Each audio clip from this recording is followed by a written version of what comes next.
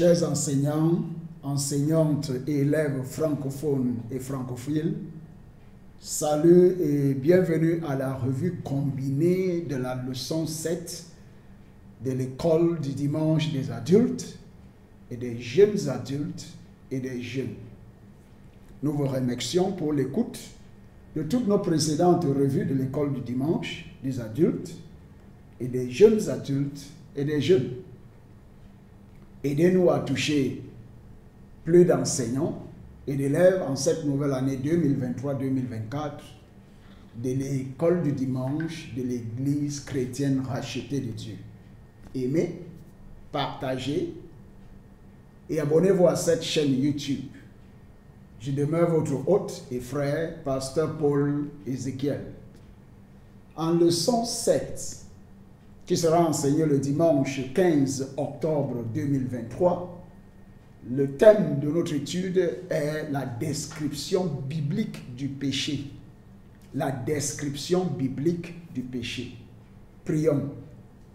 Père, donne-moi de comprendre ce qu'est le péché. Père, donne-moi de comprendre ce qu'est le péché.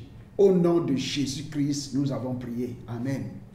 En connaissance préalable, l'enseignant doit réviser la leçon de la semaine précédente et en voyant les points saillants de cette leçon, en tant que, par exemple, le thème, et voir le passage biblique et comment il se relie au thème de l'étude de la semaine passée, et voir le verset à mémoriser, les grandes lignes de la leçon, demander et poser des questions aux élèves pour qu'ils puissent vous dire ce qu'ils ont retenu de cette leçon. Que le Seigneur nous bénisse tous en tant qu'enseignants et élèves au nom de Jésus-Christ. En leçon d'aujourd'hui, notre passage biblique est tiré du livre de Romains 5, 12 à 15. Romains 5, 12 à 15. Et je tiens à vous rappeler que dans cette leçon, nous avons intentionnellement utilisé la nouvelle version seconde révisée dans tous les passages bibliques que nous allons prendre. Que le Seigneur nous enseigne au nom de Jésus-Christ. Un passage biblique dans cette leçon sur la description biblique du péché. Le passage est tiré du livre de Romains 5, 12 à 15. Romains 5, 12 à 15. Et la Bible dit, c'est pourquoi, de même que par un seul homme, le péché est entré dans le monde, et par le péché, la mort. Et qu'ainsi, la mort a passé sur tous les hommes, parce que tous ont péché. Car jusqu'à la promulgation de la loi, le péché était dans le monde. Mais le péché n'est pas mis en compte, quand il n'y a pas de loi. Verset 14. Cependant, la mort a régné depuis Adam jusqu'à Moïse, même sur ceux qui n'avaient pas péché, par une transgression semblable à celle d'Adam, lequel est la figure de celui qui devait venir. Verset 15. Mais il n'en est pas du don gratuit comme de la faute, car si par la faute d'un seul, beaucoup sont morts, à plus forte raison, la grâce de Dieu et le don qui vient de la grâce d'un seul homme, Jésus-Christ, ont-ils été abondamment répandus sur beaucoup. Amen. Un verset à mémoriser dans cette leçon, comme j'ai l'habitude de le dire dans cette leçon, nous allons voir deux versions de la Bible, du verset à mémoriser ici. Nous allons voir ce que la Bible Lue seconde nous dit, et nous allons voir ce que la Bible, la nouvelle version seconde révisée nous dit. Et je vous ai dit que la clé de la maîtrise de tout ce que vous faites dans la vie, il y a trois clés pour maîtriser tout ce que vous faites dans la vie. La première clé, c'est la répétition. La deuxième clé, c'est la répétition. Et la troisième clé, c'est la répétition. Verset à mémoriser, 1 Jean 3, 4, Bible Lue seconde. 1 Jean 3, 4, Bible Lue seconde dit, quiconque pêche transgresse la loi. Et le péché est la transgression de la loi. Dans la nouvelle version seconde révisée, ce même verset dit, 1 Jean 3, 4 dit, quiconque commet le péché commet une violation de la loi. Et le péché, c'est la violation de la loi. Donc, quiconque pêche, dans la Bible Louis II, transgresse la loi. Et le péché est la transgression de la loi.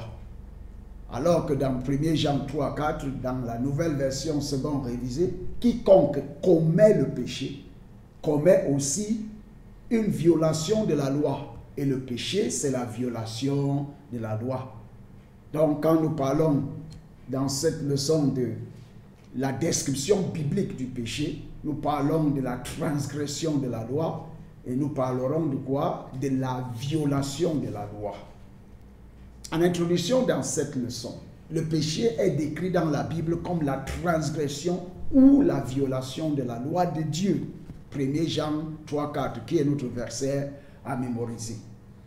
Et dans Deutéronome 9, 7, la Bible qualifie le péché aussi de rébellion contre Dieu. Rébellion contre Dieu. Deutéronome 9, 7 dit, souviens-toi, n'oublie pas de quelle manière tu as irrité l'Éternel, ton Dieu, dans le désert, depuis le jour où tu es sorti du pays d'Égypte, jusqu'à votre arrivée dans cet endroit. Vous avez été rebelles contre l'Éternel. Rebelles contre l'Éternel. Le péché a commencé avec Lucifer, qui n'était pas content de sa position. Il désirait être supérieur à Dieu, son créateur. Et ce fut sa chute. Ésaïe 14, 12 à 15, Ésaïe 14, 12 à 15 dit, « Quoi donc? Tu es tombé du ciel, astre brillant, fils de l'aurore. Tu es abattu à terre, toi, le dompteur des nations. Tu disais en ton cœur, je monterai au ciel. J'élèverai mon trône au-dessus des étoiles de Dieu. Je siégerai sur la montagne de la rencontre des dieux, au plus profond du nord. Je monterai sur le sommet des nues. Je serai semblable au Très-Haut. Mais tu as été précipité dans le séjour des morts, au plus profond d'une fosse. Depuis l'époque de la rébellion d'Adam et Ève contre Dieu, le péché s'est transmis à travers toutes les générations de l'humanité. Et nous, les descendants d'Adam, ont hérité le péché de lui. Comme nous le voyons dans Romains 5, 12. Romains 5, 12. C'est pourquoi, de même que par un seul homme, le péché est entré dans le monde, et par le péché, la mort, et qu'ainsi la mort a passé sur tous les hommes, parce que tous ont péché. En journal de l'enseignant, comme j'ai l'habitude de le dire, les enseignants ne doivent pas enseigner cette partie qui comprend le but de la leçon, les objectifs d'enseignement, la revue du passage biblique, la méthode d'enseignement, la gestion du temps, et la méthode d'enseignement et la gestion du temps. Ce n'est pas être enseignant à l'école, mais les enseignants ne doivent pas enseigner ce bloc en rouge lors de la classe, mais ils doivent l'étudier en profondeur lors de la revue de l'école du dimanche des adultes ou des jeunes gens et des jeunes, soit le jeudi, le vendredi ou le samedi, selon le cas. Mais c'est un guide pour que vous puissiez avoir l'avantage sur les élèves et enseigner, par exemple, avec un plus au-dessus des élèves. Que le Seigneur nous enseigne au nom de Jésus-Christ. Enseigner aux élèves, dans cette leçon, le but de la leçon, voulant enseigner aux élèves les descriptions du péché selon les Écritures. Et en fin de compte, nous croyons qu'à la fin de l'étude, les élèves doivent pouvoir décrire le péché bibliquement et mentionner les avantages d'un style de vie juste. En grand livre, en sa méthode d'enseignement, nous allons étudier la méthode d'enseignement magistrale. Ça ne veut pas dire que vous devez monopoliser la parole, comme je vous le dis le plus souvent, chaque fois. Faites dire et faites que les élèves disent et fassent des choses pour pouvoir retenir 90% de ce qu'ils ont étudié, écouté et fait, de ce qu'ils ont fait et dit lors de la classe, après 72 heures, après 3 jours. La gestion du temps, nous allons diviser notre temps d'enseignement entre les deux grands livres de la leçon. En grand livre 1, type de péché. Type de péché. Point 1. Péché, le péché hérité. Par Adam, l'inclination inhérente au péché est entrée dans la race humaine. Et nous sommes devenus des pécheurs par nature. En point 1, quand Adam a péché, sa nature intérieure a été transformée par son péché de rébellion, lui apportant la mort spirituelle et la dépravation qui serait transmise à tout ce qui viendrait après lui. Romains 5, 12, que nous avons lu dans le passage biblique et dans l'introduction. Romains 5, 12. En point 2, nous ne sommes pas pécheurs parce que nous péchons. Plutôt, nous péchons parce que nous sommes des pécheurs. Romains 5, 19a. Romains 5, 19a dit, en effet, comme par la désobéissance d'un seul homme, beaucoup ont été rendus pécheurs. En effet, par la désobéissance d'un seul homme, beaucoup ont été rendus pécheurs. Romains 5, 19a. Romains 5, 19a. En point 3. Cette dépravation transmise est connue sous le nom de péché héréditaire. Péché héréditaire. Point 4. Tout comme nous héritons des caractéristiques physiques de nos parents, nous héritons notre nature pécheresse d'Adam. Psaume 51, 5 dit, Psaume 51, 5 dit, car je reconnais mes crimes et mon péché est constamment devant moi.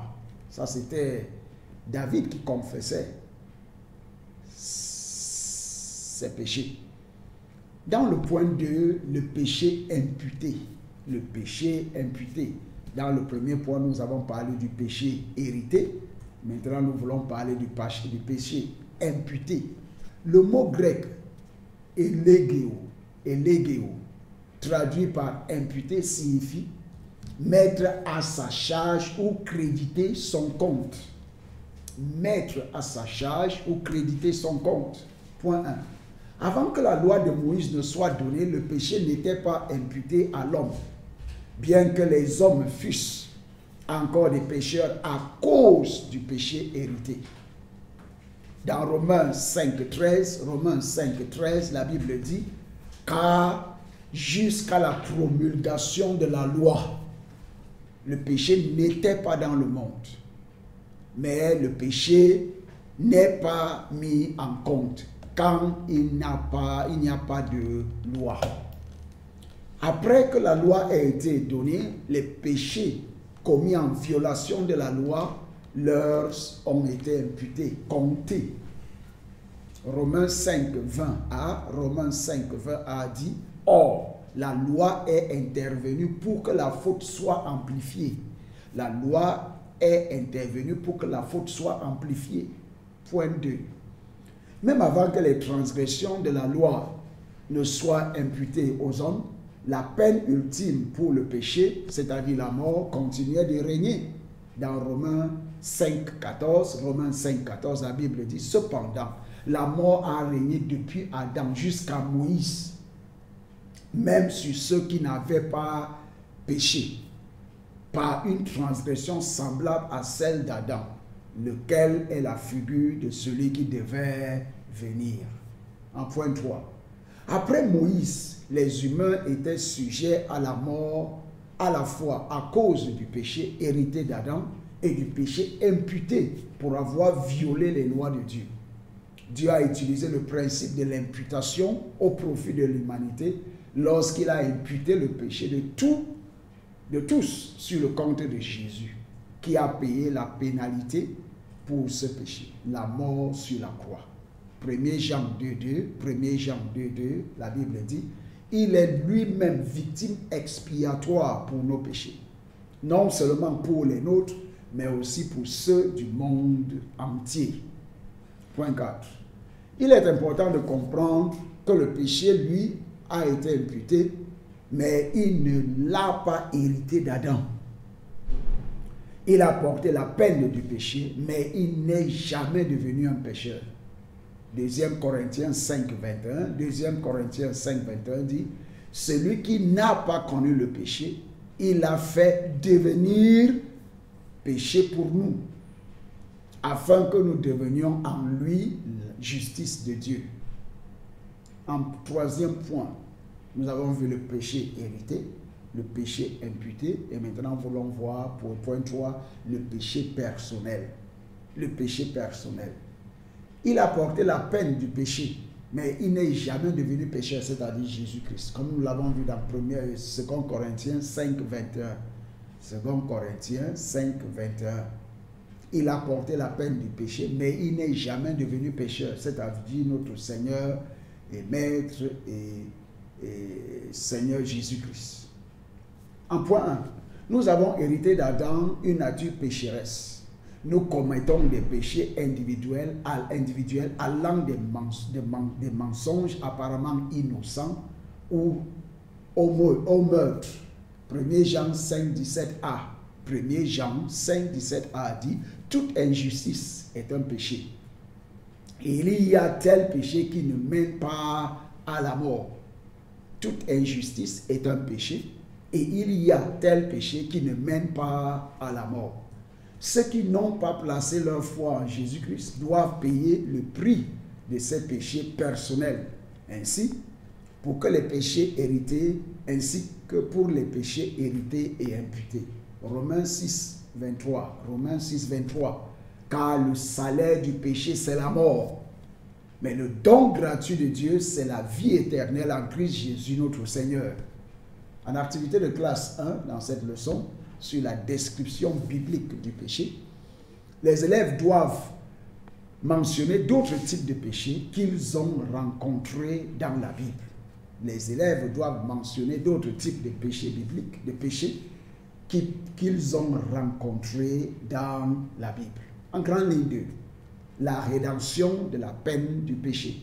La rédemption de la peine du péché. La seule peine juste pour le péché, hérité, imputé et personnel, est la mort physique et éternelle. Romains 6, 23 nous le dit. Apocalypse 20, 11 à 15 dit, puis je vis un grand trône blanc et celui qui y était assis. Devant sa face s'enfuirent la terre et le ciel. Et il ne fut plus trouvé de la place pour eux. Et je vis les morts, les grands et les petits, debout devant le trône. Des livres furent ouverts. Et un autre livre fut ouvert, qui est le livre de vie. Les morts furent jugés d'après ce qui était écrit dans les livres, selon leurs œuvres. La mer donna les morts qui s'y trouvaient. La mort et le séjour des morts donnèrent les morts qui s'y trouvaient. Et ils furent jugés chacun selon ses œuvres. La mort et le séjour des morts furent jetés dans les temps de feu. C'est la seconde mort, les temps de feu. Quiconque ne fut pas trouvé inscrit dans le livre de vie fut jeté dans les temps de feu. Je prie que ce ne soit pas notre sort.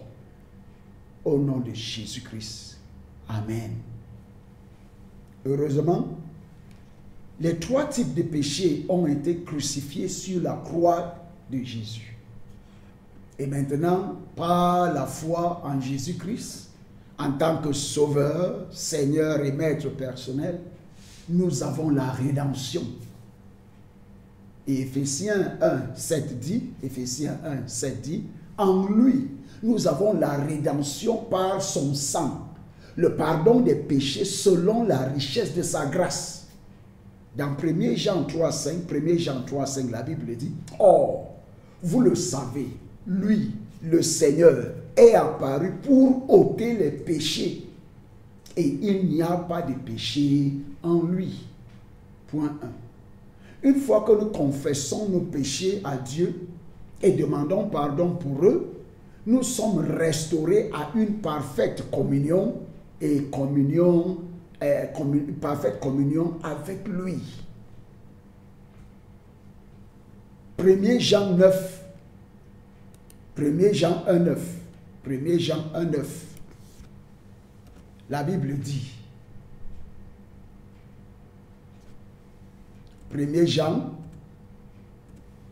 1,9 dit, si nous confessons nos péchés, il est fidèle et juste pour nous pardonner nos péchés et nous purifier de toute injustice. Amen. Si nous confessons nos péchés, il est fidèle et juste pour nous pardonner nos péchés et nous purifier de toute injustice. Les croyants ont été libérés du châtiment éternel du péché et ont maintenant le pouvoir par Jésus de refuser de pécher. 1 Jean 3,9. 1 Jean 3,9 dit, quiconque est né de Dieu ne commet pas le péché, parce que la semence de Dieu demeure en lui, et il ne peut pécher, puisqu'il est né de Dieu. Amen. En activité de classe 2, les élèves doivent faire part de toute expérience de libération des griffes du péché qu'ils ont vécu et de l'effet que cela a eu sur leur existence. Les élèves doivent faire part de toute expérience de libération des griffes du péché qu'ils ont vécu et de l'effet que cela a eu sur leur existence. En conclusion, dans cette leçon sur la description biblique du péché, Dieu a imputé la justice de Christ aux croyants et a crédité nos comptes de sa justice, tout comme il avait crédité nos péchés sur le compte de Christ. 2 Corinthiens 5, 21. 2 Corinthiens 5, 21. En évaluation de cette leçon, les élèves doivent mentionner deux types de péchés. Les élèves doivent mentionner deux types de péchés. En prière de clôture, prions. Père, purifie-moi de tout péché et rapproche-moi de toi au nom de Jésus-Christ. Père, purifie-moi de tout péché et rapproche-moi de toi au nom de Jésus-Christ. Au nom de Jésus-Christ, nous avons prié. Un devoir dans cette leçon, identifier 5 passages bibliques qui déclarent la victoire des croyants sur le péché. Identifier 5 passages bibliques qui déclarent la victoire des croyants sur le péché. Nous sommes arrivés à la fin de cette revue de l'école du dimanche, revue combinée de l'école du dimanche, tant des adultes et des jeunes gens et des jeunes, qui sera enseignée ce 15 octobre 2023. Et comme j'ai l'habitude de le dire, tous les problèmes qui se trouvent, qui se passent, qui ont lieu dans le monde, dans la vie des individus, dans les sociétés, dans les communautés, dans les villages, dans les provinces, dans les États, dans les pays, dans les nations et dans le monde entier, la source des problèmes, c'est le péché. Tant que vous n'avez pas traité le problème du péché, il y aura toujours des problèmes, des conflits, des maladies, des maladies et des problèmes dans le monde. Mais nous pouvons mettre fin à ce problème de péché en tant qu'individu en confessant nos péchés à Dieu, en lui demandant pardon et en demandant que son sang nous purifie de tout péché, connu ou inconnu, et en confessant que Jésus-Christ est le Fils de Dieu et en le recevant dans notre cœur comme notre Seigneur, Sauveur et Maître personnel. Et si vous le faites, vous serez en train de marcher sur la voie du salut et sur la voie qui mène au ciel. Que le Seigneur vous donne la grâce de pouvoir prendre la meilleure décision qu'un homme puisse prendre sur terre, c'est de remettre sa vie entre les mains de son Créateur qui est Jésus-Christ. Que le Seigneur vous bénisse. Bonne étude, bonne écoute et à mieux, bonne mise en pratique de ce que vous avez écouté et étudié dans cette leçon. Puisque c'est ceux qui mettent la parole de Dieu en pratique qui seront bénis. Que le Seigneur vous donne la grâce excédente de pouvoir mettre en pratique ce que vous avez étudié dans cette leçon au nom de Jésus-Christ. Au revoir et bon week-end et bonne semaine à venir. Au revoir.